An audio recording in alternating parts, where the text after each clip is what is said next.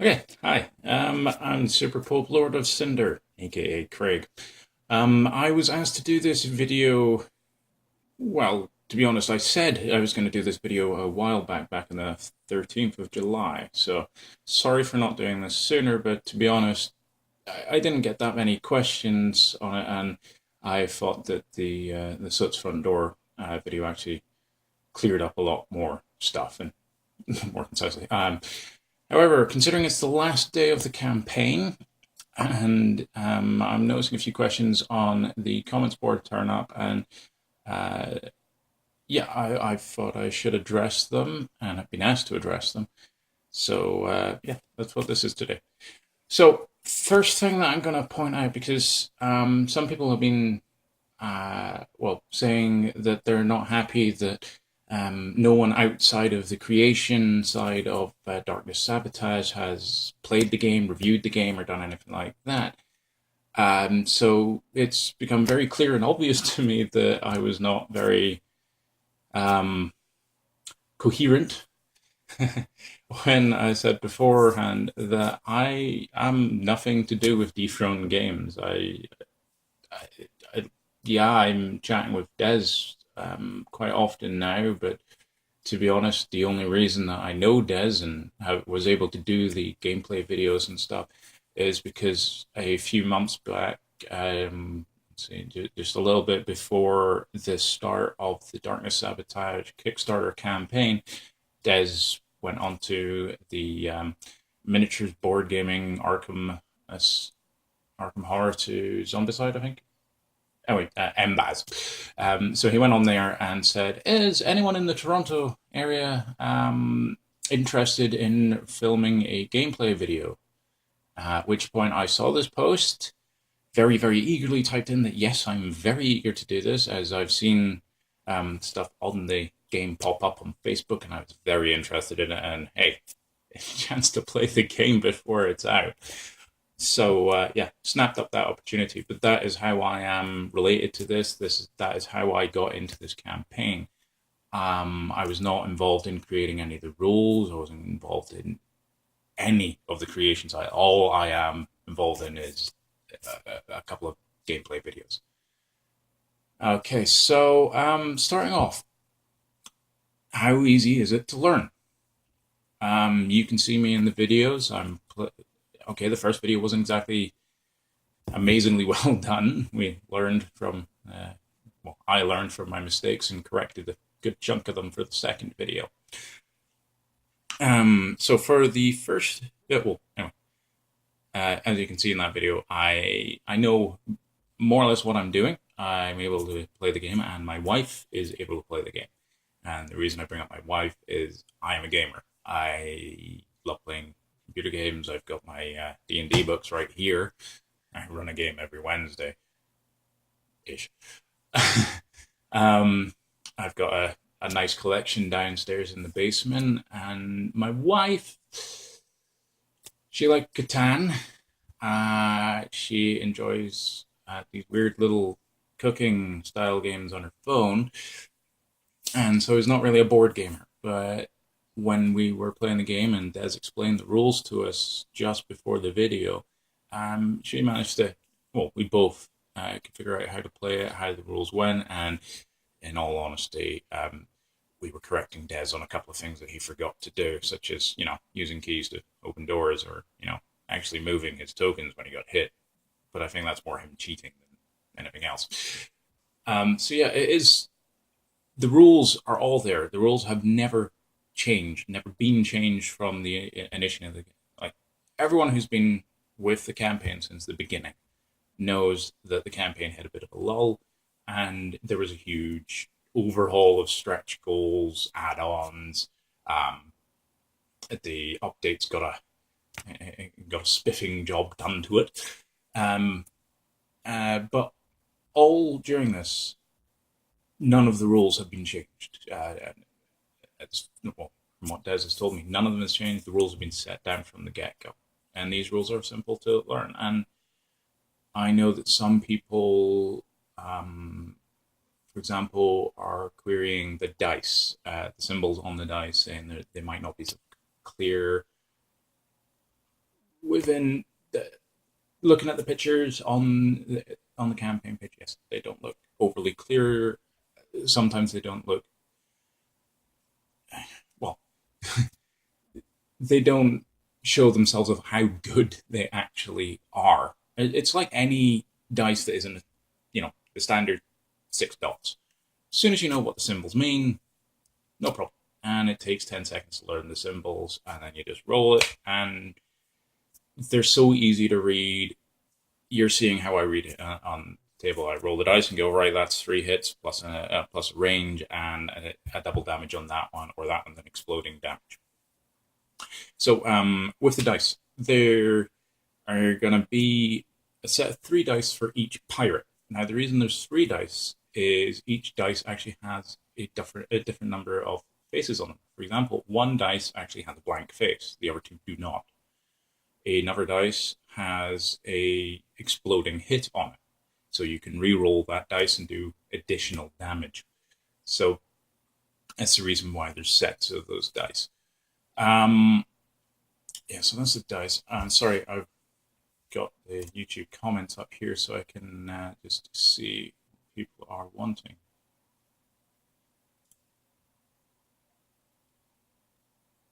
Okay, so let's go through this. This one is from Angus H. This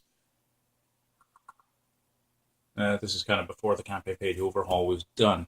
So, first question: how do the different types of cards work? Okay, booty cards. When you beat a boss, when you beat a creature that is powerful enough to have booty cards, they will drop the booty cards. Yeah, booty. Anyway, so these booty cards, they are stuff like additional weapons, upgrades to your character, more powerful bolt-ons, some upgrade equipment, stuff like that. But generally, they're treasure cards. Encounter cards. We'll get to that in a second. Plunder cards. So plunder cards are whenever you unlock a door, a room, you can go in and you can plunder the room. So you do this by turning the key over to signify that you're plundering the room, and then you draw a plunder card. Now, the plunder cards are simply what is in the room. So they can be anything from some treasure. So you get some upgrade materials, you get a bolt on, something like that.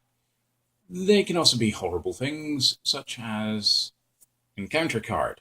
And this is where the encounter cards come in. You then draw an encounter card, which will do horrible things like, say, spawn 2 hags and a scorn in the room you're in, which really sucks if you're the last pirate to go in a turn, you're low on health, and you've used your second action to plunder the room, and suddenly you've got a couple of you're surrounded by monsters and you can't attack any of them. And yes, I have wiped doing that. Artifact cards, they have not actually come into play when I've been playing the game, so I cannot comment on them, unfortunately. I do believe they are. No, I'm not going to comment on them. I don't know them. What are Ampran crystals? Ampran crystals are upgrade materials. You will use upgrade materials in between scenarios as you find the nomads, and then you can use them to purchase or craft items. Utility dice. There's, well, I know the normal 6-sided dice is used for the boss's dial and what move they're going to use. I do know that the 8-sided dice is used in creating the maps. As for the rest of them, I'm not entirely sure how much table space is needed. Okay, so table space. We were playing on a standard kitchen table, and to be entirely honest, it was kind of smaller, actually. It's just less than 3 foot by 5 foot, and there was more than enough space to have the additional minis that we weren't even going to use, additional tokens we weren't using, all the cards, the entire setup, and even some off-camera drinks. So the game is not fiddly. There are a few tokens, but at the same time, say with Mansions of Madness, there are a lot of tokens, but they don't always come into play. They're easy enough to set aside. So the number one tokens I would say that comes into play are the bolt-ons. So there's health bolt-ons, hit bolt-ons, defense bolt-ons. There's them. How much time does it take to set up? Not too long actually. It's to liken it to another game. It's a bit like Zombicide. So you'll have a map layout specifically that you can use, and so that will take a few minutes just to get the tile plonk them on, and then it's plonk on. Here's a here's a spawn point. Here's where the exits are. This is where the boss will go, or not if there's no boss. This is where the altars will go to screw people over, and that's your setup. And where you're starting from. You can randomize it if you want, but that's going to take more time to set up because you're randomizing every single tile that goes out. Okay. How random does the game feel?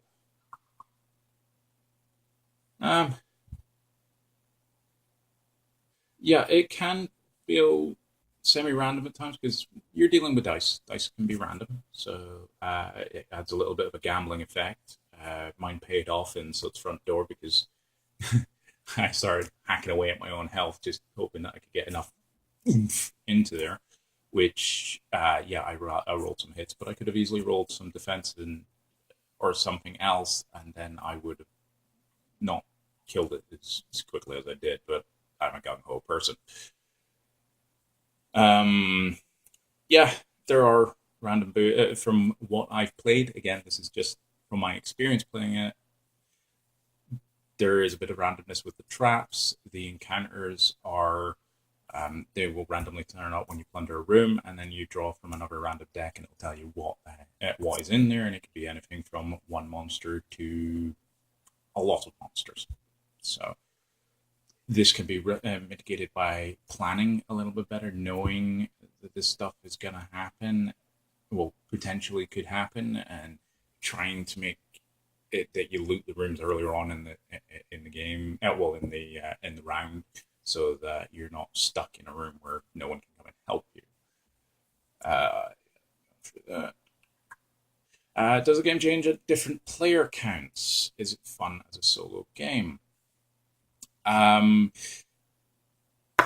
It's again to liken it in terms of player counts. It's a bit like Zombicide. Zombicide needs 6 heroes. If you're playing with one person, you play as 6 heroes. If you're playing with 6 people, you play as 1 hero each.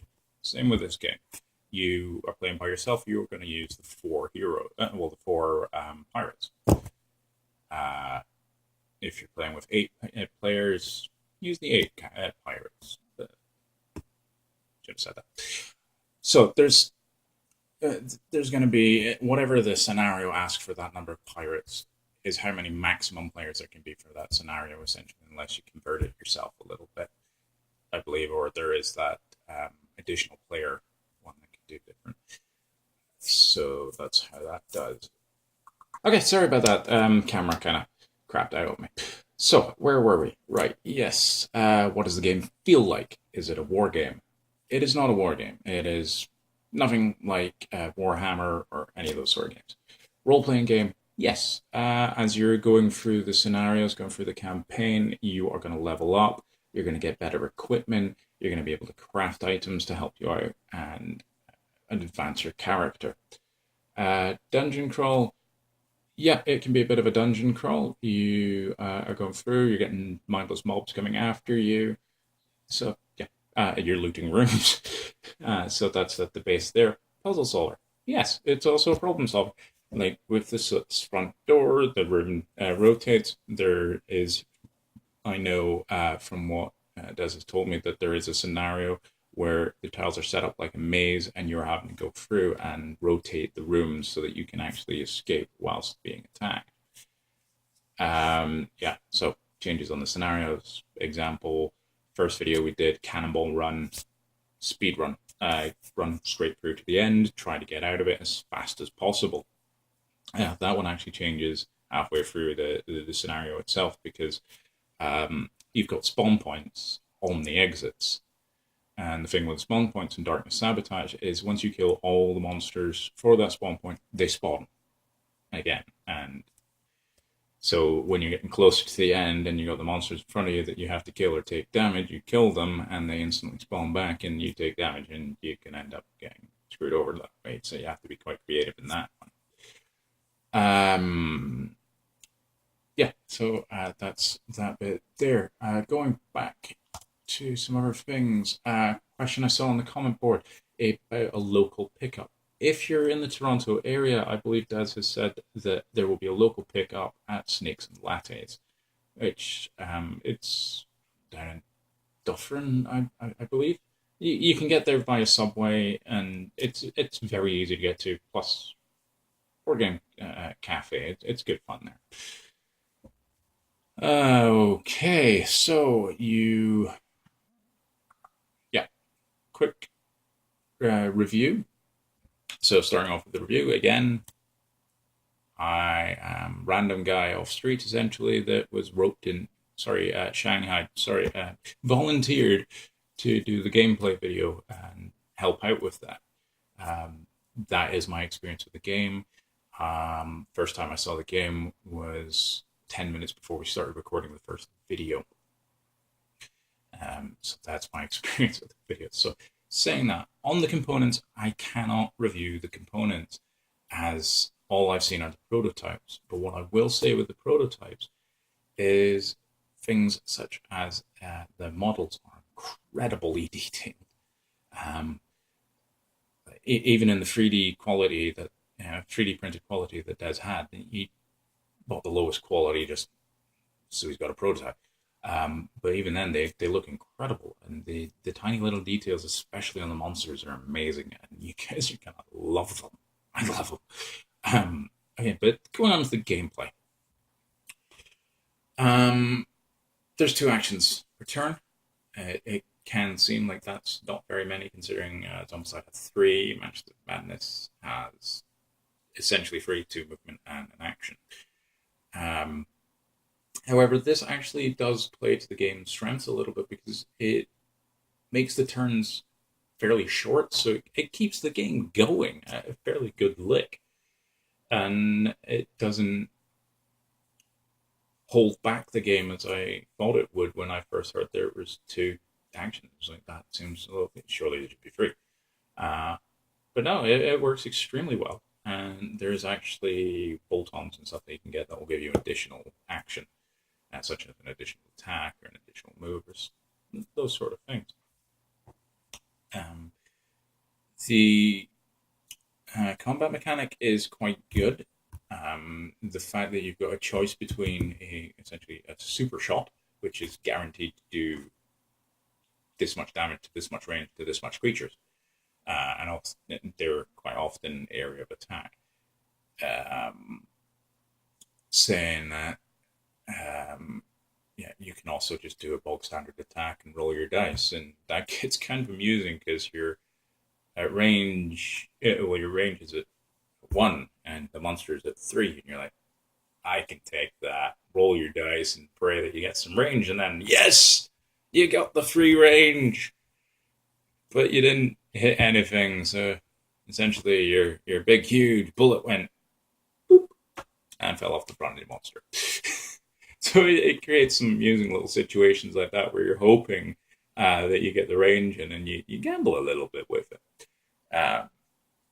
The looting of the room can be quite amusing because it's a co-op game, but if all 4 of you are outside the room and you're the last one there and you open up the room and you're going, I'm going to loot that next turn because I really need that stuff, and then someone else goes, but I want it, and they run in and loot it before it's your turn because they're jerks. So yeah, the bolt-on mechanic actually allows you to tailor the game to how you like to play it. I'm an aggressive player, so I was mostly filling up mine with attacks and hits and ranges. Dez is a defensive chicken, so he was filling up with health, defense, teddy bears and sucking his thumb, going, "I want my mummy." So it it'll allow you to tailor the game experience a bit more towards yourself, because you can go in guns blazing and blast the crap out of everything and go out in a blaze of glory, or you can take your time, bite it, turtle up a little bit, fire at them, hope to kill them, but know that if you don't kill them on that turn, you can get them next turn because you can withstand the hits. So it's fairly flexible in that side. The randomness of the dice can be a bit frustrating at times when you desperately need a hit and you roll it and damn, yeah, you miss it. But that's what you get with all dice games. So final thoughts on this essentially are: is this worth your money?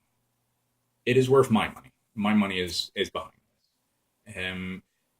Would I suggest that you guys play it? Yes. It's a lot of fun. I really enjoy it. It's extremely easy to pick up. There are quite a few differences, it appears, from other dungeon crawlers, with the mechanics of the bolt-ons. The crafted items that you can get to, like the eagle, the attack eagle, mechanized attack eagle that Captain Trig can get, they can attack people with. The turrets that Lemmy can drop, they're pretty cool. The moving tiles, the rotating tiles even, are quite nice. The fact that the boss mechanics, you need to hit, with Soot, you need to hit him twice to take down a shield, and then do 2 damage to each spot. And so he's got the 3 of those. So you essentially need to do 4 damage to each spot in 1 turn. Because if you don't fully kill a spot, it respawn. Like if you get it down to 1 health, the next turn it's going to be at 4 again. So yeah, it's a fairly nice, neat little mechanic on there. And sorry, going back to some of the things I've been saying. I wrote it better in another place. Just give me a second.